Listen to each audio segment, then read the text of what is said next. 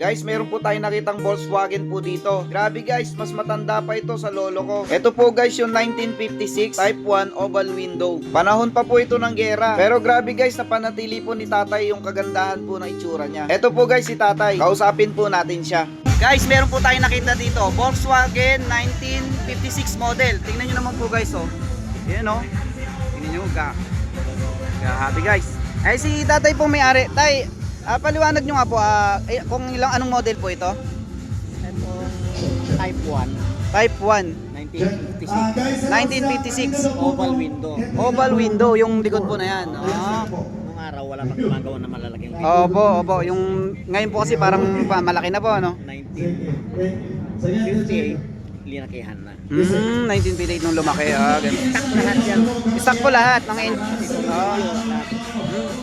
Pero running condition pa rin po siya. Biyahe ko na ngayon. Babagrang kami ng Baguio, Bulinaw.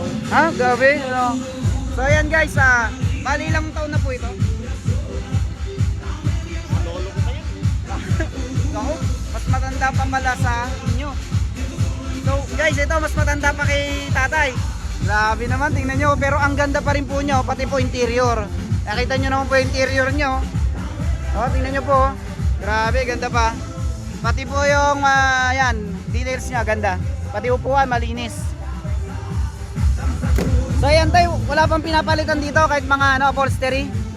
Okay. Upholstery bago na. Okay. Pero ano pa rin, period correct pa rin. Awa. Ang box na 50s pa rin. Ito pong pintura, ano po? Pina-repaint. Pina-repaint na rin po. Okay. Pinalig ko doon sa mat kasi nung araw wala naman. Opo, wala pong di po glossy ano po. Maganda nga po. Kasi dinesign ito, Hitler, panggera talaga. Sa gera po. Panggera talaga kaya walang arte. Oo nga po. Ganda guys. Kung tatansyahin nyo tayo, mga ilang taon na to? Nasa 100 years na? Wala pa. Wala pa? 1956. 56. 56. 70. 70 plus po, ganun. 70 plus. Okay. Po tayo, salamat po, salamat. Ano po palang pangalan nyo? Tata Rap. Tata? Rap. Ram. Okay, nice. Thank you. So ayan guys, sabi po ni tatay, 1956 pa po itong Volkswagen niya. Panahon pa po ito ng gera. Detalyado pa rin po yan guys. Yan po mga nakalagay sa ibabaw na yan. Kaedad po niyang sasakyan. Parang pinaka-detalye po, detalye. Opo, dagdag detalye. Oo, sa mga vintage kasi kung Aba. dati niyang gamit. Opo. Mataas ang ano. Yan panalo Kung- ko. Kumbaga po, yung mga yan, kaedad po nitong kotse. Kleta ng lolo ko. Bisikleta po ng lolo niyo yun? Tingnan natin. Eto guys, bisikleta pa ni tatay ito. Grabe naman oh.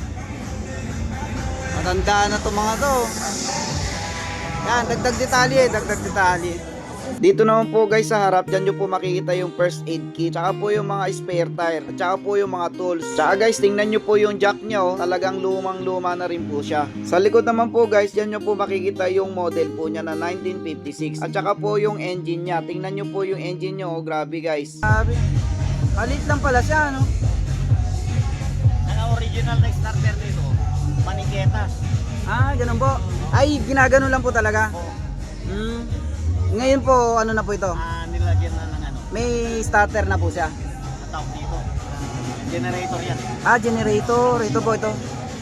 Ito po, generator to. Hindi alternator. Galing nga no. Wala pa pong binago dyan. Hindi pa po nabubuksan, ganun. Tapos na. Okay, ganda.